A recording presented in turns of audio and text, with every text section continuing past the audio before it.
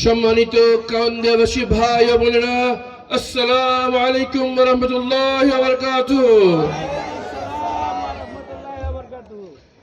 নদীমাতৃক এই বাংলাদেশে 54 বছরে অত্যন্ত প্রত্যন্ত অঞ্চলে প্রয়োজনীয় অপ্রয়োজনীয় হাজারো ব্রিজ হয়ে গেলেও আমাদের রাজধানীর এত কাছে অবস্থিত মিরপুরের এত কাছে অবস্থিত কাউন্দিয়াতে এখন পর্যন্ত কেন ব্রিজ হয় নাই, এই প্রশ্নের উত্তর এই কাউন্দিয়াবাসী এখন পর্যন্ত জানতে পারে নাই। আমাদের উত্তর একটাই, যারা এই পর্যন্ত দেশ চালিয়েছেন তারা মুখে যাই বলুক, তাদের উদ্দেশ্য ছিল ক্ষমতায় যে নিজেদের পকেট ভারী করা, দলের পকেট ভারী করা। সরকার এসছে গেছে, রাজনীতিবিদদের আঙ্গুল ফুলে কলা গাছ হয়ে গিয়েছে, কিন্তু জনগণের ভাগ্য বদলায় নাই। এই পরিবর্তন হওয়ার জন্য বাংলাদেশের মানুষ উন্মুখ হয়ে রয়েছে এমন একটি নেতৃত্বের জন্য যারা শুধু মানুষ নয়, তাদের মনে এই চিন্তা থাকবে যে একদিন তাদেরকেও মরতে হবে, তাদের একদিন কবরে যেতে হবে এবং আল্লাহর সামনে দাঁড়িয়ে একদিন হিসাব দিতে হবে। যেসব প্রতিশ্রুতি তারা মানুষকে দিয়েছিল তারা কর্তব্য ছেড়ে পালন করেছিল। এই বাংলার মানুষের প্রচন্ড আকাঙ্ক্ষার প্রতিফলন চূড়ান্ত রূপ নিয়েছে জুলাই আন্দোলনে। জুলাই আন্দোলনে আমাদের সন্তানেরা, আমাদের ছাত্র ছাত্রীরা, মজদুর ও জনগণ সবাই মাঠে নেমে এসেছিল, বুকের তাজা রক্ত দিয়েছিল, চোখ হারিয়েছিল, পা হারিয়েছিল, শুধুমাত্র একটি ভোটের জন্য নয়, তারা স্বপ্ন দেখেছিল একটি নতুন বাংলাদেশের, এমন একটি বাংলাদেশ যেখানে থাকবে না পেশি শক্তির ব্যবহার, যেখানে থাকবে না কালো টাকার প্রভাব, যেখানে থাকবে না দুর্নীতি, থাকবে না প্রকাশ্য গোপনে চাঁদাবাজি, থাকবে না প্রকাশ্য মাদক বিক্রি, হবে না এমন কিছু নেতৃবৃন্দ যারা সমাজের দুর্বৃত্ত হিসেবে প্রতিষ্ঠিত, তাদের হাতে রাজনৈতিক ক্ষমতা কোনদিন যাবে না। এই স্বপ্ন নিয়ে তারা জুলাই আন্দোলনের মাঠে নেমেছিল। কিন্তু সত্য কথা হচ্ছে, এই জুলাই আন্দোলনের 1.5 বছর পার হয়ে গিয়েছে, কিন্তু এখন পর্যন্ত তাদের আশা এখন পর্যন্ত অর্জিত হয় নাই। তাই আমরা যদি সেই নতুন বাংলাদেশ দেখতে চাই, তাহলে সবার আগে আমাদেরকে 12 ফেব্রুয়ারি জুলাই সনদের হা ভোটকে 2/3 সংখ্যাগরিষ্ঠ নিয়ে বিজয় করতে হবে ইনশাআল্লাহ।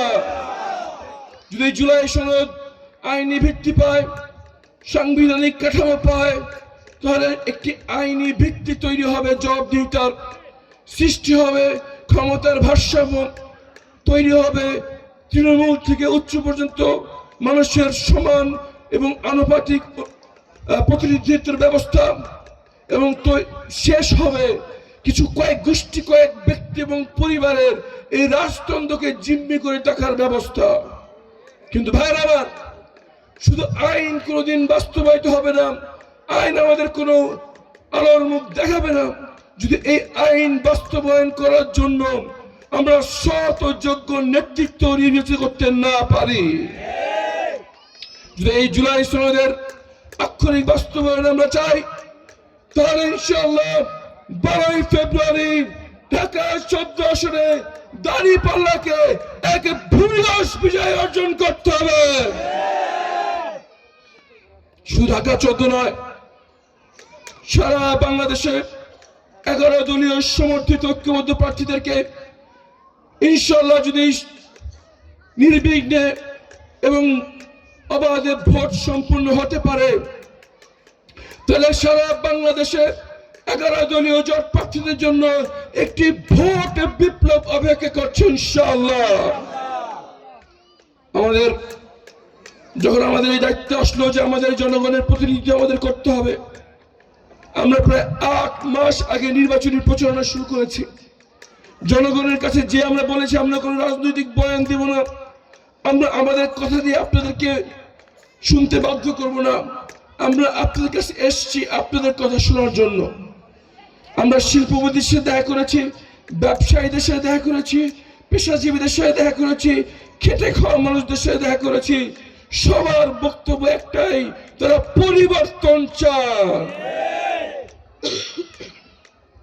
তাদের অন্যতম একটি অভিযোগ হচ্ছে, আমরা অনেক কষ্ট করে একজনকে নির্বাচিত করি, নির্বাচিত হওয়ার পর এমপি সাহেবকে আর খুঁজে পাওয়া যায় না, এবং এখন ভোট থেকে পরবর্তী ভোট পর্যন্ত এই মাঝখানের সময়টা সে কতটুকু ওয়াদা বাস্তবায়ন করলেন এই জবাবদিহিতার কোনো প্রক্রিয়া নাই।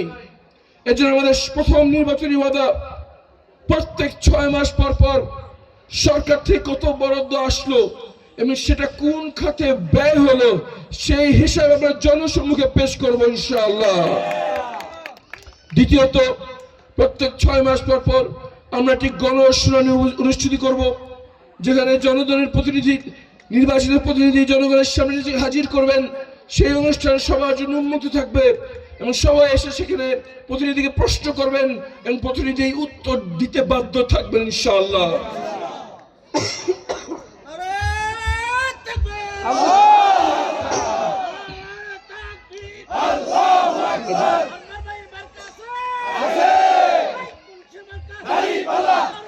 কতটুকু অর্জন করতে হবে আল্লাহ যদি আমাদের তৌফিক দান করেন, কিন্তু একটুকু আপনাদের ওয়াদা করে যাচ্ছি, যতক্ষণ না পর্যন্ত এই নদী, এই নদীর উপর একাধিক ব্রিজ তৈরি না হচ্ছে, আমরা যদি আমাদের প্রয়োজনীয় কথাবার্তা না হয়, প্রয়োজনে আমরা আন্দোলনে নামবো ইনশাআল্লাহ, কিন্তু ব্রিজ আদায় করেই ছাড়বো ইনশাআল্লাহ।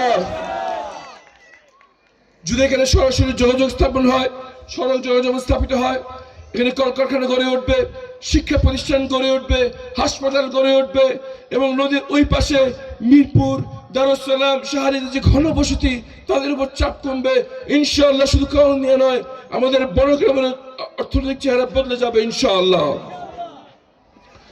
আমাদের সনাতন ধর্মাবলম্বী হিন্দু ভাই ও বোনদের বলতে চাই, আপনাদেরকে কেউ ভয় দেখানোর চেষ্টা করছে, আমি শুধু একটু বলতে চাই, আপনাদের জানমালের নিরাপত্তা, আপনাদের ঘর বাড়ির নিরাপত্তা, আপনার সন্তানের নিরাপত্তা আমরা সেইভাবে দেব যেভাবে আমরা নিজের পরিবারের নিরাপত্তা আমরা দিয়ে রাখি ইনশাআল্লাহ। এটা আমাদের ওয়াদা, এটা আমাদের ওয়াদা। শুধু ক্ষমতার গাড়ি নয়, নির্বাচনের ফলাফল যাই হোক, আপনাদের পাশে একজন ভাই হিসেবে, একজন প্রহরী হিসেবে আমাদের আজীবন আপনারা পাবেন ইনশাআল্লাহ। এবং যে কোনো আপনারা যেই দলের মতাদর্শী হন না কেন, আমাদের বক্তব্য একটাই, আমরা আইনের বাইরে কাউকে নিজেরা কিছু করব না এবং কাউকে কিছু করতে দিব না ইনশাআল্লাহ। আমাদের ওয়াদা, অতীত যেভাবে হয়ে থাকুক, নতুন যে বাংলাদেশের স্বপ্ন আমরা দেখি, সেখানে সবার অধিকার থাকবে তাদের নাগরিকত্বের ভিত্তিতে। আমরা দেখবো না কে কোন ধর্মের, আমরা দেখবো না কে কোন দলের, আমরা দেখবো না কে কোন বর্ণের এবং অঞ্চলের, সবাই হচ্ছে মানুষ, সবাই বাংলাদেশী, এবং সংবিধান তাদের যে অধিকার দিয়েছে সেই অধিকার আমরা নিশ্চিত করবো ইনশাআল্লাহ। ভাইয়ের আমার, আমাদের হাতে আছে মাত্র 3টি দিন। এই 3 দিনের মধ্যে এই জাতির ভাগ্য নির্ধারণ হতে চলেছে। যদি সৎ যোগ্য লোকরা ক্ষমতায় আসতে পারে, চাঁদাবাজদের চাঁদাবাজি বন্ধ হয়ে যাবে, মাদক ব্যবসায়ীদের মাদক ব্যবসা বন্ধ হয়ে যাবে, দুর্নীতিদের দুর্নীতি বন্ধ হয়ে যাবে। যারা চাঁদাবাজি করে সম্পদ করেছে, যারা মাদক ব্যবসা করে সম্পদের পাহাড় তৈরি করেছে, যারা ক্ষমতায় যে দুর্নীতির মাধ্যমে সুইস ব্যাংকের অ্যাকাউন্ট ভরার স্বপ্ন দেখছে, তারা এত সহজে মাঠ ছেড়ে যাবে এই চিন্তা করার কোনো কারণ নাই। বাংলাদেশ নিয়ে অনেক গভীর ষড়যন্ত্র চলছে এবং ষড়যন্ত্র আরো চলতে থাকবে, কিন্তু ভাইয়ের আমার, বাংলাদেশের ইতিহাস সাক্ষী, ছাত্র জনতা যখন মাঠে নেমে আসে তখন পর্বত সমান শক্তিও বিলীন হয়ে যায়। সুতরাং ষড়যন্ত্র যাই হোক, 12 ফেব্রুয়ারি আমরা যারা পরিবর্তন চাই তাদেরকে শুধু একটি ভোট নয়, নতুন বাংলাদেশের সূচনার জন্য ভোট থেকে জনগণের বিজয় নিশ্চিত না হওয়া পর্যন্ত কারা কারা মাঠে অবস্থান করার জন্য তৈরি আছেন, হাত তুলে দেখানো গেছে ইনশাআল্লাহ। নতুন বাংলাদেশের শুরু না করে আমরা কেউ ঘরে ফিরবো না। আমরা তাদের উত্তরসূরি, যারা দেশ পেরিয়ে জীবন বাঁচান নাই, তারা ফাঁসির দড়ি বেছে নিয়েছিলেন এবং ঘোষণা দিয়েছিলেন হয় মাতৃভূমি না হয় মৃত্যু। আমরা শহীদ ওসমান হাদির উত্তরসূরি, আমরা জান দেব কিন্তু কাউকে চুলাই নিতে দেব না ইনশাআল্লাহ।